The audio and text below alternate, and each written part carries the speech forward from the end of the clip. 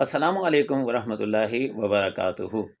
آج کی اس مختصر سی ویڈیو میں ہم آپ کو استاد کے احترام کا، استاد کے ادب کے کچھ واقعات سنائیں گے۔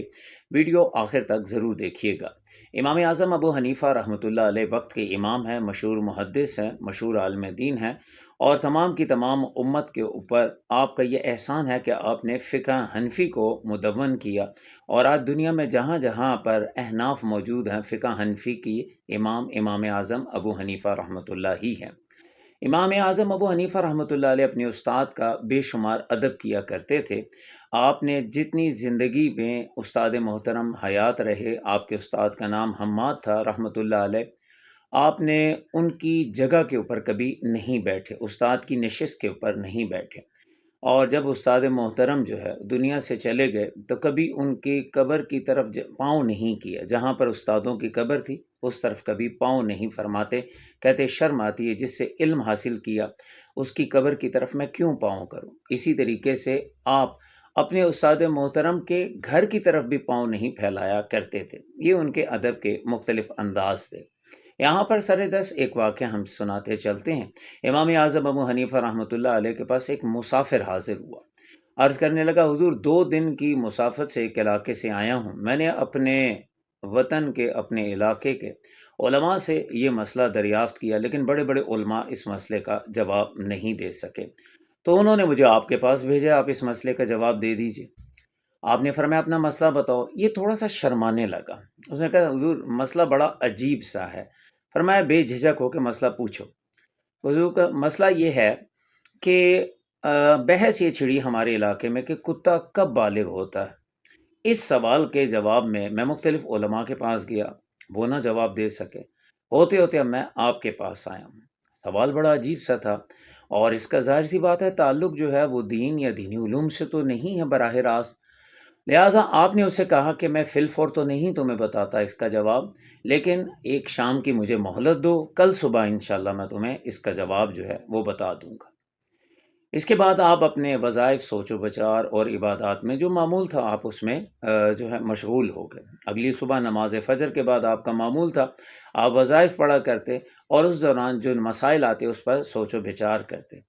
ایک بھنگی، وہ شخص جو کہ سویپر ہے، جو کہ جھاڑو دیتا ہے علاقے میں، وہ آپ کے پاس سے روزانہ صبح فجر کے وقت گزرا کرتا، آپ کو سلام کیا کرتا، آپ اس کے سلام کا جواب دیا کرتے۔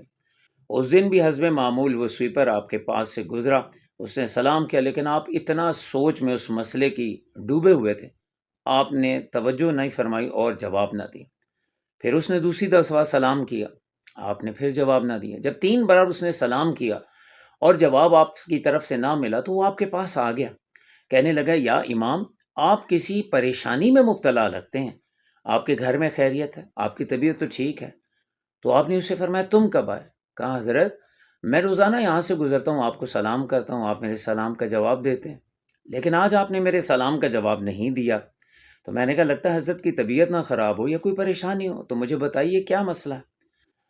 آپ نے اسے بلا جھجک پوچھا یار مسئلہ بڑا عجیب سا، بڑے دور سے ایک مسافر آیا ہے اور وہ یہ سوال پوچھ رہا ہے، تو بتاؤ اس کا جواب کیا ہوگا۔